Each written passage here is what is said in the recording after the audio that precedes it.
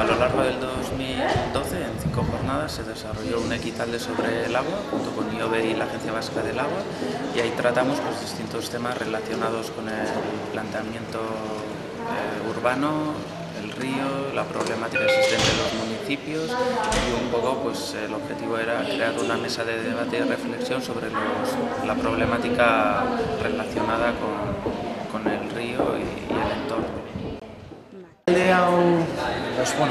Bost batzarria ospatu ditugu, eta orain bukatzear dago txostena plazaratzen dugun, edo ekitalde osoa bukatzeko.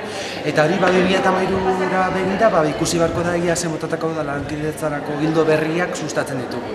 Guretzat esperientzia oso interesgarria izan da, bai erakundeen arteko elkarlana posible izan delako, eta haiekin izan dugun harremana oso positiboa izan delako.